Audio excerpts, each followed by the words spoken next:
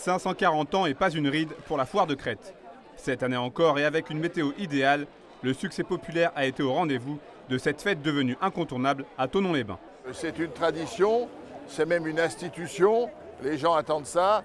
Ça fait partie aussi dans le vécu des Thononnais et des Chablaisiens d'un changement de rythme au niveau de l'année, puisque ça correspond à la fin des vacances, à la rentrée scolaire, la rentrée des entreprises, la fin de la saison touristique. Pour la 3e année consécutive, un concours aux bestiaux a été organisé, histoire de valoriser le travail des jeunes agriculteurs de Haute-Savoie.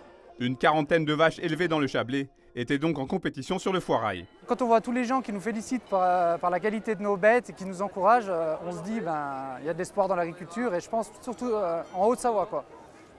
Même si c'est pas toujours facile, c'est pas évident. C'est un travail qui est dur, il faut se lever tous les matins, il y a des hauts, des bas, mais on se soutient.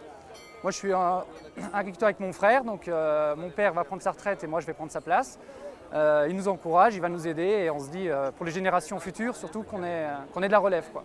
Le côté agricole et animalier de la foire, à l'origine de la manifestation, semble d'ailleurs cette année vivre une seconde jeunesse. Aujourd'hui, il y a ce côté un peu écolo où on va avoir 2 poules, 3 poules à la maison. On va donner les restants de repas.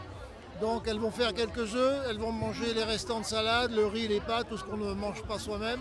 Donc ça a un petit côté sympathique. Je suis content, je suis venu à la foire de Crète pour acheter un lapin, un reproducteur pour notre petite famille. La recette de la foire de Crète marche depuis 1477 et à voir cette édition 2017, il n'y a aucune raison que cela s'arrête.